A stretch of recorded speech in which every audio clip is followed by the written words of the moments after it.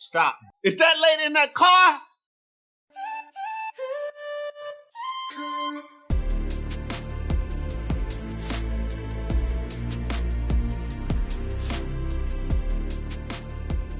Hello and welcome to another episode of Garden and Glass. I'm Anthony Moore. I'm Stephen DeVos.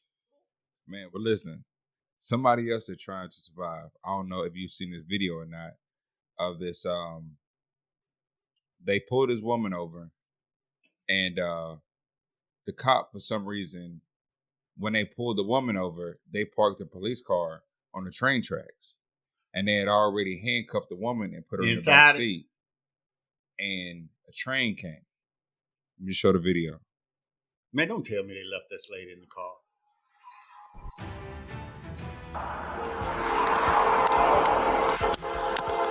Stop bullshit. Is that lady in that car? 346, patrol car was just hit by a train.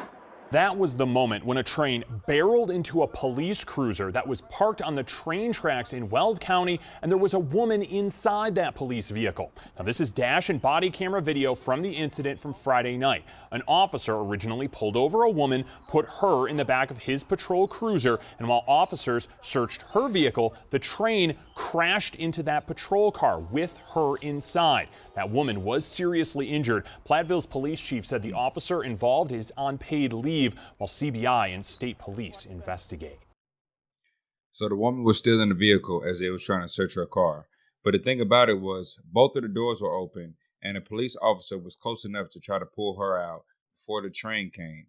But they only thought about themselves and moved out of the way because even before the train came, they had time enough to even radio what was about to happen before the train even hit the car, and didn't even bother to try to get the officer. Get the woman out of the back seat, and she's handcuffed. She can't go nowhere. Mm-hmm.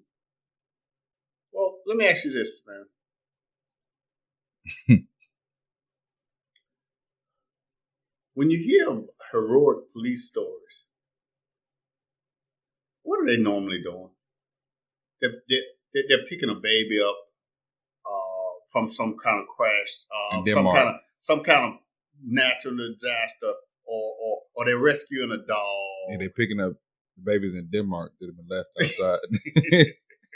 But seriously. Yeah. There's no such thing as a heroic cop because most cops are cowards that probably got bullied, and this is their power move. I would say most, but I can't say all. Most, yeah, I'm saying most. Yeah, I'm not saying all because but I'm saying most cops are cowards. Yeah, they got it because it's an easy job to get and get a lot of power that you should never have had. Now, honestly, what's the major events you've seen? You've seen the Uvalde shooting. Yeah. Did you see those cops? They just stood out and waited. Because cops are cowards. You seen the George Floyd thing. Took a gang of cops. One man. Everything I see about a cop is always cowardly. And if you think they're cowardly now, that's the tip of the iceberg because you're just seeing it on video. The cowardly shit that cops have done before there was video, that's some cowardly shit. Now, when you look at I'm from Selma. When you look at that video of all them damn cops beating peaceful protests, these niggas got on their knees and let the cops beat the hell out of them for just trying to cross a bridge. Yeah. I'm like, I've never seen a fucking heroic cop. I'm gonna tell you one heroic cop that I saw, and this is how they paid her back. It was years ago. This black cop saw a white cop about to choke a man out while he was handcuffed. She jumped on his back and told him to stop and everything. You know what they did to her? They fired her and wouldn't give her pension. Right. Years later, after the George Floyd, they finally gave this lady her pension from that. But you try that just lets you know this is what happens to good cops. Yeah. So if that's what happens to a good cop, you know the rest of them. Yeah. You know the rest of them like, fuck that. I'm going to look out for myself. Now, You notice at the end of that story, they said the cop is on paid leave, right? Pending an investigation. That ain't number vacation. That's all it is. And honestly, when I see shit like that, give me the name of the cop. Yeah. If I was a family, you know what? You know what's going to happen with this. Yeah. Give me the name of the cop. Give me the name of the cop. I ain't got to fight the whole police station. Give me the name of the cop. And can you be mad at the families for taking control and giving their way of justice when there is no justice that's going to be served to the police officers who have done any of this stuff? So, dog, back when this country was fair, because this country ain't always been this bullshit. Back in the days of what they call the wide earths and all, which is fictitious shit. It was mostly black people that were, hey, look, man, you did this to me. I'm gonna do this. The wide earths, it was back. That's when they called it the Wild Wild West. Hey, man, listen, a guy pulled a gun on me. It was a fair fight. He got killed. That's it. And witnesses say it was a fair fight. So it was more so like to stand your ground. Right. Okay. But now it's political. They're trying to take. This is a militant state, what the United States is. The cops can do anything to you, but you can't fight back. Yeah. This is why you got these militia groups around here. Fuck the police. You know, all this and all that. Because I'm telling you, man, if you don't stop them some fucking where, if especially these black folks, if y'all don't stop waiting for the goddamn millions from the lawsuit, because the millions does you no good. If the cops, if no change is made and the cops can still do the same fucking thing, right? What's the millions gonna do you? Yeah. What's the millions gonna do you? It's not gonna do you any fucking good. And we're paying for the. You're paying for the millions. For the millions anyway. The cop ain't. It's not taken out of their pension. So my whole thing is like people keep trying to fight.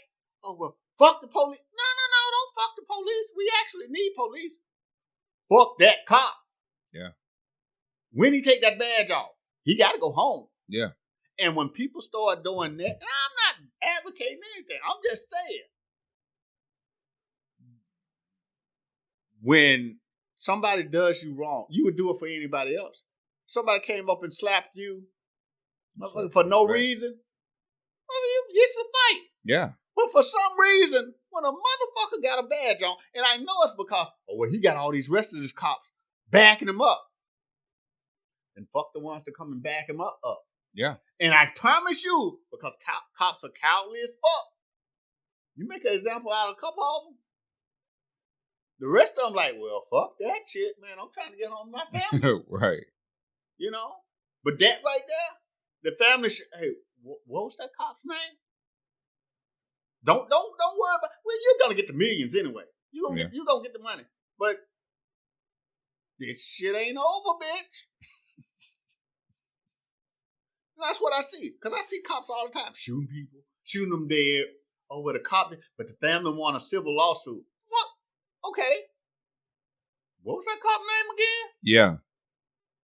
Let the public take it into their own hands, but you don't want that to happen. That's the whole reason why Christianity came into effect. See, because before Christianity, that eye for an eye thing was real. Yeah. I cut your hand off. That shit was real. Motherfuckers needed a loophole. And that's why I cannot stand Christianity to this day. Let the Lord handle it. No. The Lord, and even the Lord be like, hey, dog, how I get in this shit? Didn't I give you the ability to slap him? You know, you done survived wild animals. You done survived all this shit. And now you gonna tell me to let me handle it? I gave you a mind to handle every fucking thing. But y'all needed a loophole. Y'all gonna blame it on me, huh? I gotta be the Grim Reaper. Everybody gotta have a scapegoat. That's what it is. And and I keep telling y'all, the most cowardly thing I ever hear anybody say, and I swear to God, when motherfuckers say it, I want a nut kick You better be glad I'm a Christian. Oh yeah, I know it, you cowardly fucker. Man, if this was me back in the day before I was a Christian, yeah, get your cowardly ass away from me.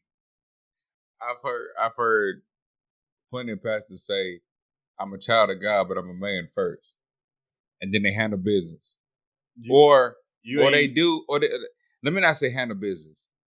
They do what they criticize other people for doing. You're damn right. But they use that statement to justify their actions. That's the Christian loophole. And that's why Christianity was created. When it was an eye for an eye, all this shit wasn't going on. Yeah. All this shit wasn't going. Before, you was a pastor and you slept with another man's wife, he gonna cut your dick off. And everybody's like, hey man, well, you slept with his wife. I don't know what you want me to do. Look, it's a prank call from by Ricky Smiley. Mm-hmm. And he wound up calling this pastor.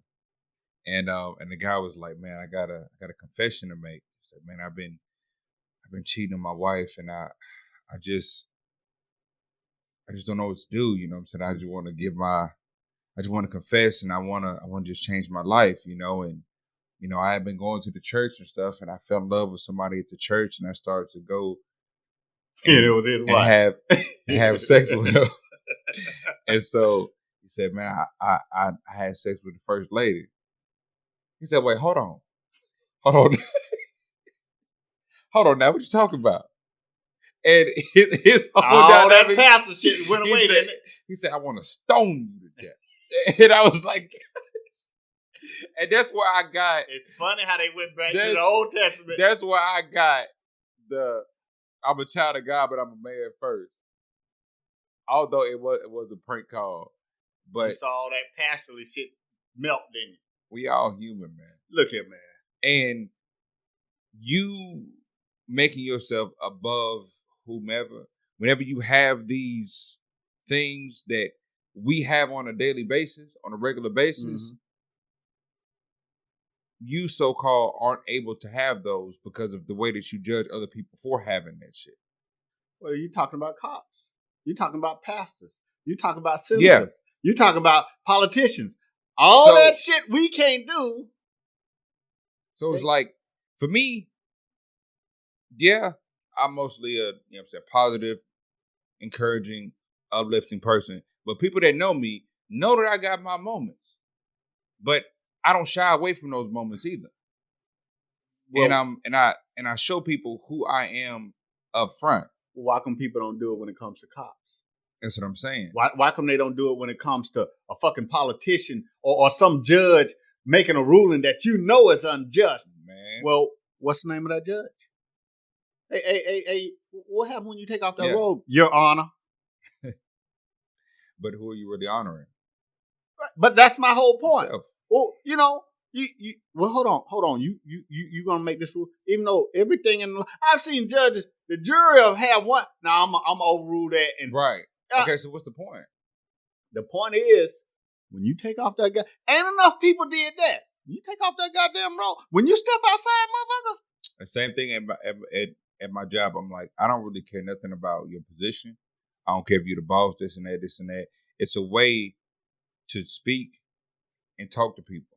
And if you think just because you're in this higher position, nobody knows who you are if you wear this certain color outside of this place. Nobody gives a shit. Nobody gives a shit. Yeah. So I may not touch you here, but we all leave at the same time. Look, man, I served. I was over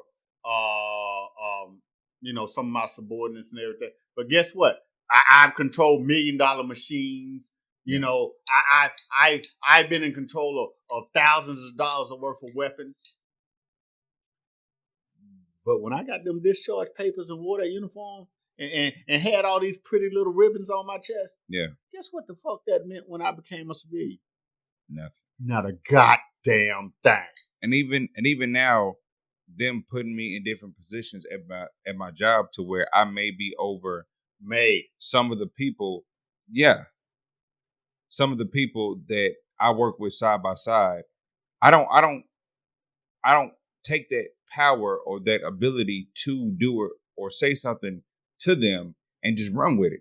And even when they offered me a different type of position, I'm like, look, what y'all want me to do, I'm not trying to do. Right. I want to be down here with my team. I'm like, because I know what it takes to be down here and make things run like it's supposed to. Right. And when we all work together, it makes the job a whole lot better. You'll never And I'd rather do that than to sit up here and take your money and pretty much go against my own belief and integrity on myself. I'm cool. I'm cool with the money that I make right now. So no dollar amount would make me be the way that y'all supposed to, or be the way that y'all want me to be. Well, I'm good. You remember when on a previous episode you said, "Hey, well, what would it be better to live inside or outside the United States?" Yeah. The motherfuckers that think it's better to live here have the mentality. I don't need to know the job. I just need to know how to be ruthless enough to make other people do what the fuck I say. Because I promise you this, I've never had a supervisor who knew what the fuck they were doing. Yeah.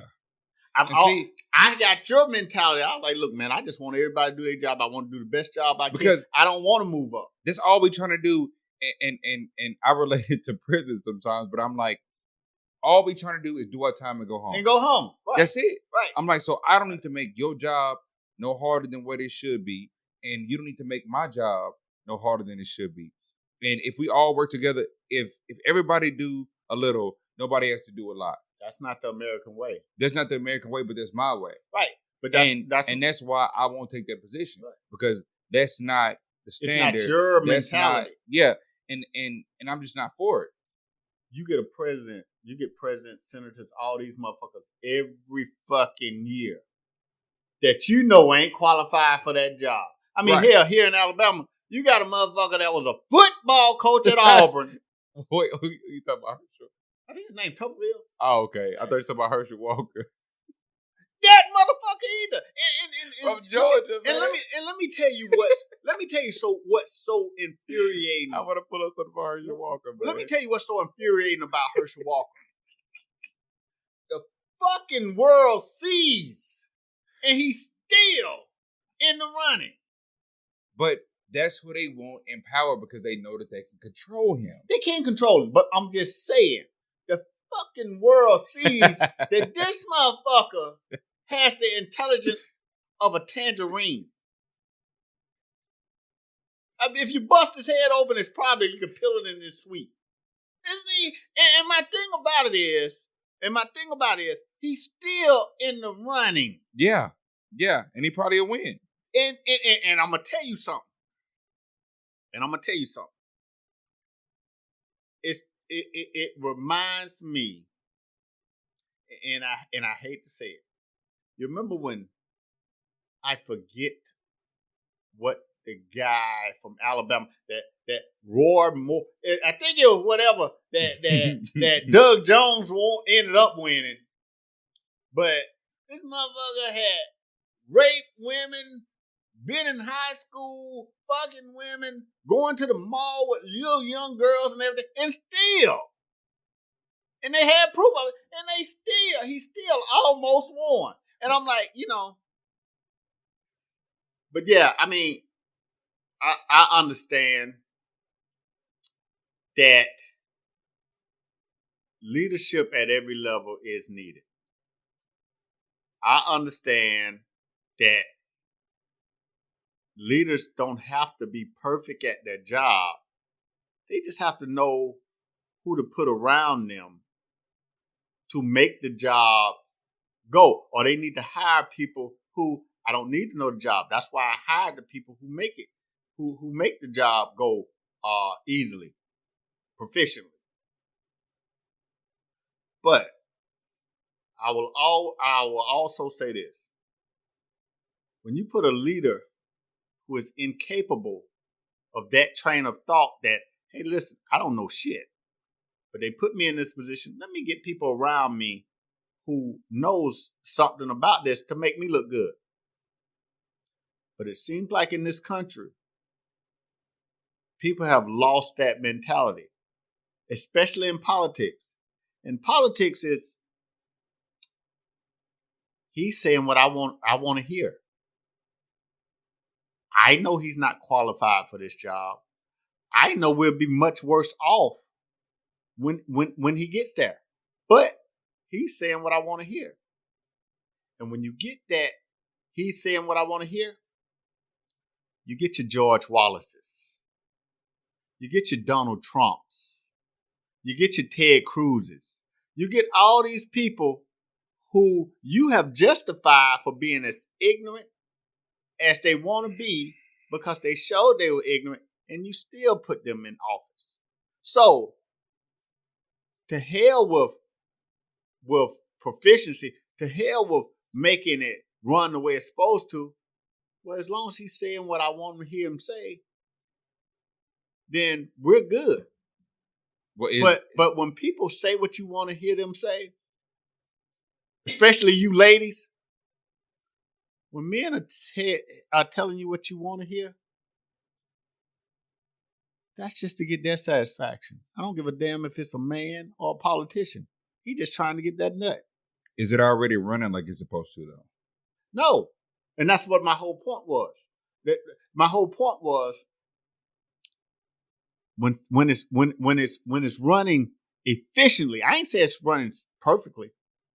When it's running efficiently, but somebody comes up or somebody's finna retire, so we got to get somebody else. It's always the politics of, well, this guy's qualified for the job. Yeah. But I like this dude. Me and him got dirt on each other. We done been to the clubs together and all that. So I'm gonna put him in this position. But when he's not smart enough to say, yeah, well, I'm in this position, but I know who really running this, so I'm gonna treat them right. Now, it's usually I'm in this position, we gonna do what I say. But you don't even know shit about the job. That's where you're getting with the United States now. I don't care if it runs right. I just care that this guy's up here saying what I want to hear. And let me tell you a little bit about doing shit like that. Ask the Romans. Ask the Sumerians. Ask the Ottomans. Ask any great nation that ruled the world back in the day. How did their empire fall? By getting with people that you like rather than people who are qualified. Because when it came time for the battles, when it came time for leading the people you had in leadership didn't know what the fuck they were doing. So guess what? The motherfuckers who did what they were supposed to do and got the right leaders came and conquered your ass. Well, let me just say this while you're looking for that. All right. Herschel Walker, and I'm just going to speak this. This is my opinion. Herschel Walker is the prime example of what happened to black people in this country. Now, I'm not saying that the whole sellout thing or anything. I'm talking from a child's perspective. Yeah. He gets in trying to cater to other people, but that's not what I'm worried about because Herschel Walker has always been that way. But have you ever heard his son speak? Nah. His son hates black people, and he especially hates black men. Wow. And my whole point, and he's gay. So that's the trifecta. You get one of these beige ass kids who hates half of what they are. Yeah. And hates what's supposed to be the dominant leadership of what the half that they hate are. That's Herschel Walker's kid. If you ever hear this kid speak, that's what everything I hate about Herschel Walker. Because I'm like, it's okay if you like white folks. Yeah. It's okay if you hate black people. But what you have done is transferred that shit to your child. And now we have a whole nother generation that's going to go with this fucking stupidity that should have died with your dumb CTE fucking brain damage, muscles, no brain ass. All right, so pretty much in his video, he's talking about how you don't know what the fuck he's talking about. Our good air has moved to China. China's taking our good air, and leaving us with bad air. We in America have some of the cleanest air and cleanest water of anybody in the world. So what we do is we're gonna put from the Green New Deal millions or billions of dollars cleaning our good air up. So all of a sudden China and India ain't putting nothing in there cleaning that situation up. So all that bad air is still there. But since we don't control the air, our good air decided to float over to China, bad air. So when China gets our good air, their bad air gotta move. So it moves over to our good air space. And now we gotta clean that back up. And so that's why we're in the situation that we're in, is because people are taking our good air, and because we can't control air. You know what he's doing? It's all entertainment. Right. That's what he's doing. What and he's the doing entertainment can be controlled, right. And that entertainment is ignorant at the same time. That's what I'm saying happened in this country. Or the ignorance is entertainment. At one point, we took politicians seriously. Hey man, you ain't. We can't have your. And now you see why we have to take politicians seriously. Yeah. I mean, Adolf Hitler was a clown. He had a little clown mustache. He was a clown, but the people let that shit go on and go on and go on. And I'm like, and you see what the results of it. Donald Trump, a clown. But the people let that shit go on and go on and go on. And you see the results of it. We all knew George Bush and George Bush Jr., whatever the fuck his name is, was a clown. We let that shit go on and go on. He said, fool me once. Fool me can't be fooled again. That right there should have disqualified. They should have did the disqualification. But he said, I think it was a saying from Texas, maybe Tennessee. I think it was in Texas. Yeah. Fool me once, and then he forgot. Yeah. And he then had he to paused. think He was like, his brain went on pause. He said, "Man, I'm just gonna freestyle this." Yeah. Fool me can't be fooled again.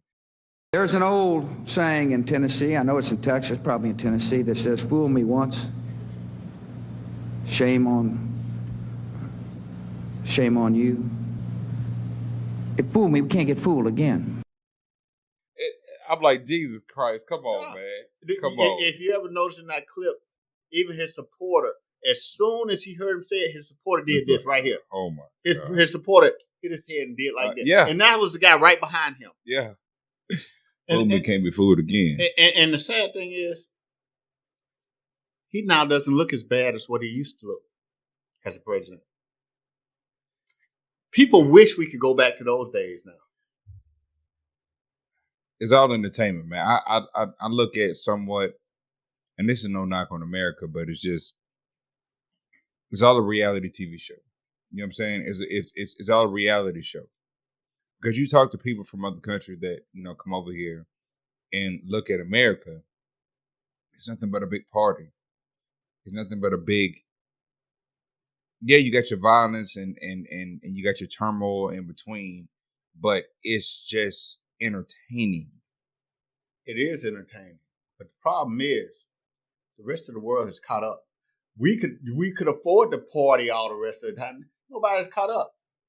Well, could you say too, because we're still relatively a young country? See, I'm just throwing this out. People have been trying to use that, but here's the thing about being a relatively young country. This relatively young country conquered the world. So obviously, being an older country means not a goddamn thing. But is it because you've had other influence from other civilizations who have come together to create this, who've learned from the downfalls of other things, and we can go into the conspiracy theories of the hand. The who? The hand. What hand? Okay, so the hand pretty much, and I could be getting this wrong. Oh, you're talking about the invisible hand? Well, it's a collection of different people who have come together to create what is America, or what we see as it being America, and learning from these other civilizations, from these other countries, to maneuver or create this bigger thing. Mm-hmm. And moving throughout America, they're able to implement pretty much world dominance. Yeah, but world domination has moved from country to country throughout history. So maybe this is just a pit stop. Yeah, this is what it is now for the moment, mm-hmm. until it winds up ending up like the rest of the civilizations or the rest of the countries, and then they'll move mm-hmm. on into another one. Well, that's the first thing, and we're just living in that time. Yeah, the first part of like Brutus and Caesar and all.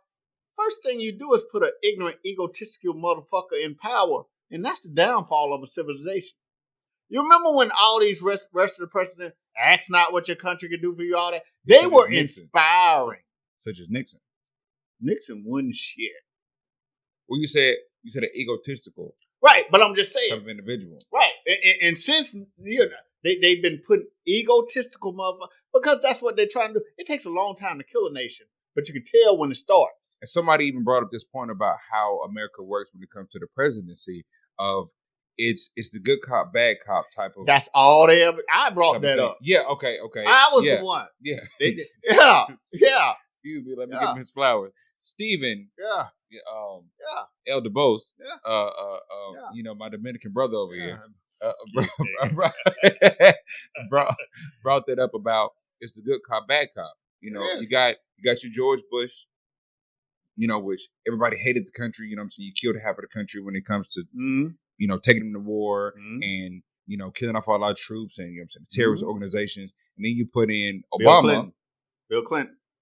Well, I'm saying the first George Bush took us to war. Well, see, I'm talking about from your right. So I go farther back. Okay. First, you got the senior George Bush. Okay. And he fucked up everything. So you had to bring in Bill Clinton. Make the country feel good again. See, Clinton is the start of what I remember. Right. And that's why. Right. And you know, some previous episodes, I'm like, to me, which I didn't really have that much responsibility at the time, life was good. Right. You know? Everybody was happy, right? Yeah. And then you bring in Junior. Yes. Because the one thing United States, and especially white voters will do, when they elect somebody that first you had evil Mr. Bush. Mm-hmm. So they elect somebody that's good. And you know that once they elect somebody good, they feel like they can pat themselves on the back. Now we get to reward ourselves. How we reward? Let's put somebody in that we want now. But let me tell you something. and mark my word. And if I never spoke anything truthful, you can believe this. Okay. If you thought Trump was, Biden is the good cop. If you thought Trump was bad, you wait till the motherfucker they elect after him, after Biden. Who else is going to be next? Probably DeSantis. That's the one they trying to, the one from Florida that thinks everything is a government conspiracy. And it's either going to be DeSantis or it's going to be what is So do you not think that Trump will run again? They won't let him run again because see, here's the thing about this wheel. Trump has forgotten who controls him. Trump thinks he's doing all this by himself, and there's like, no, he's too unpredictable. Yeah, he's too unpredictable. They know better, so yeah, he can't. he can't. They need somebody they can control. That's why I only gave him 4 years because this cat was off the edges. I've never seen anybody when it comes to the presidential debate not say anything political. He just like, oh, you're stupid. Yeah. Your family's stupid. Yeah. And it pretty much became a roasting session to where he was joking on the other guy. But is it the fact that, just what I'm saying about it becoming entertainment? Because Bush never said anything that was of political value or relevancy. It was more so entertainment. Right. Same thing is Trump. Right. It was entertainment. So behind this entertainment, you're able to work in the background while everybody is focused on being entertained. Right, but you still remember you're on a leash. Trump done forgot he's on a leash. That's why you don't. That's why, and what they forgot is you don't pick a motherfucker who's already rich. Now they have wealthy people, but not wealthy. See, Trump thinks he's wealthier than what he is. I think Trump is wealthy, but he's not rich. Right, but see, it's not. Half of these motherfuckers ain't rich. To me, honestly, Trump is the greatest con man ever lived. Well, that might be true, but see, he believes his own bullshit. See, he thinks he's a billionaire. And that's all it takes for a motherfucker to think he's a billionaire, which is why. But if you move that way and the country pretty much validates you being a billionaire, regardless of what your bank statements may be, right, then he then becomes uncontrollable. Because now he thinks whatever he say go. Just like this motherfucker say, well, if I think documents are unqualified, I'm the president. Even if I think it, that makes it so. But even though he may think so, and it's not right, there's no justice proving that he's wrong. No. But that's the whole point. That's the whole point. They was like, we never thought we'd have a motherfucker like this. So they knew. Right. No. They didn't know. They knew who they was getting in bed with. They knew who they were getting in bed with, but they never thought he'd take it this far. Because for me, okay, and I may scrub some people wrong. This is me being me. But I was never mad at Trump. No. I wasn't even bothered. Because if you follow Trump and who he is, and this is me being me again, I don't really think Trump is racist. And I say that because if you look at him in his entire life, and I've watched interviews and I've read books way before he was in presidency, he's just about him. He's just about him. So if it takes appealing to this racist group in order to get him still in power or him to get more money, he's going to do that. He doesn't give a shit about nobody but himself and the rich. Right. He's an egotistical maniac. But yes. The problem is he's a racist. Did you see when the stories that's coming out that, well, he mistook a group of staffers at the White House and thought they were servers. Because he don't give a shit. He would have never done that to white folks. He would have never mistook white, and that's my whole point. See, and we're willing to. And I may be wrong. Right. But I'm just saying, as a people, we're willing to forgive a lot of stuff that I'm like, you know what, dog? You've said enough for me that even if you ain't racist, you racist to me. Yeah, and that may be the case. And all I need you to do is for me to think you racist. I'm taking my own personal thing out of it. But you can't. I'm just like, look, I know that you're going to look out for self. So that means that But him looking out for self made life harder for you, whether you know it or not. It does. It does. True enough. It made life harder for you. Honestly, me, it really hasn't affected me to where I look at, okay, other than like, you know what I'm saying, the gas prices and the food going up, whatever. Mm-hmm. But I look at that as being part of inflation. I can promise you didn't get opportunity. Even though the opportunities you didn't even know you didn't get, I promise you didn't get opportunities. Possibly. And because you don't have kids, you don't look at it farther than that. I promise you didn't get opportunities.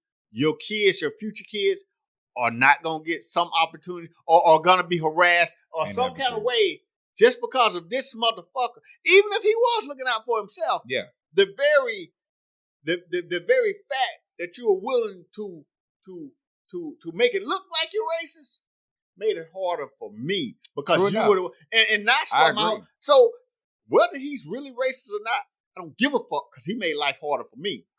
And I agree with that. Never mind. I ain't gonna tell you what I hope, but I'm just telling you. I'm just telling you this, man. But we as a people are willing to forgive folks for shit that we should. And I told you, I grudge hold for life. for life. When this motherfucker die, I might. Anyway, Refer back to previous episodes. I might just go into a sunset. I might just stop by and visit him. Right. It's just like for me, I move according to, because I know things are going to change.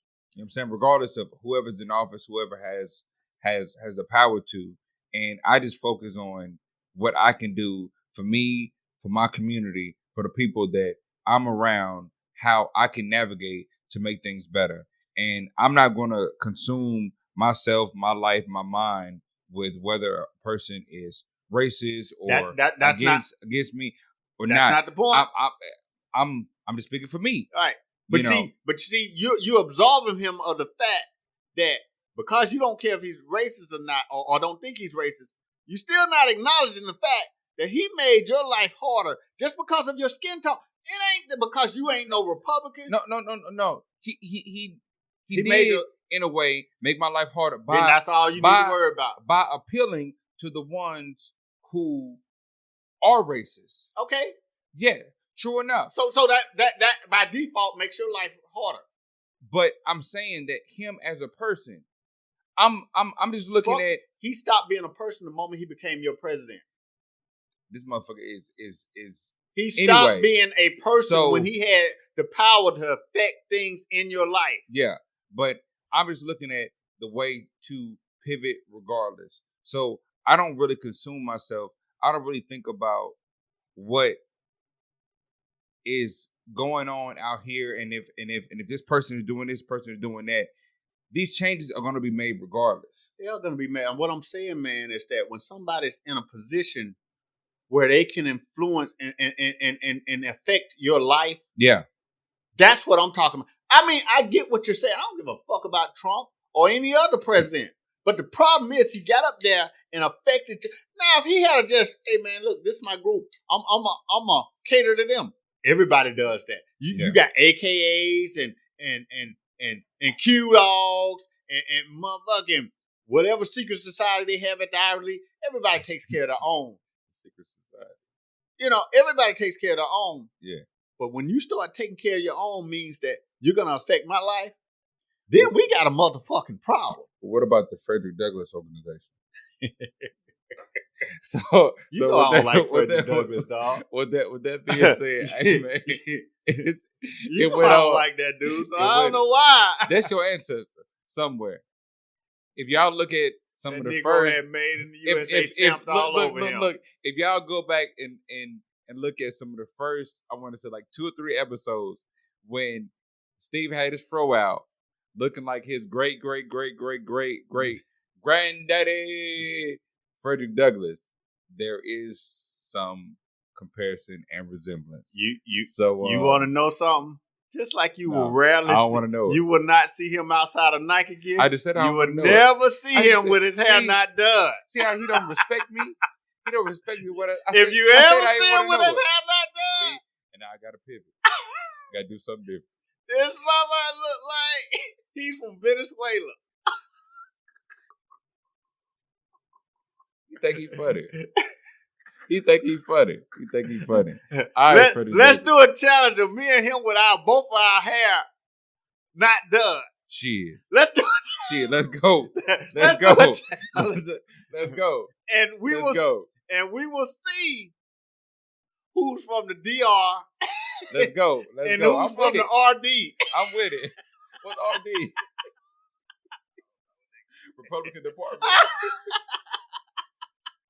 Hey, man, this has been another episode of Guarded Glass. Thank y'all for supporting, liking, subscribing. Please continue to share. And, man, just get the word out, man. And Steve has this survival series coming into play. And, man, we definitely have a lot of stuff that we're working on for 2023 that is really going to blow not only YouTube, but just all of our platforms just straight out the water with what we got. You know, it's a 2-man job right now. You know what I'm saying? So we all got lives. We all got families we're trying to navigate around.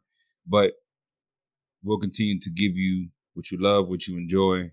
And, just keep on flooding the comments or, our emails with suggestions and, just things to make things better.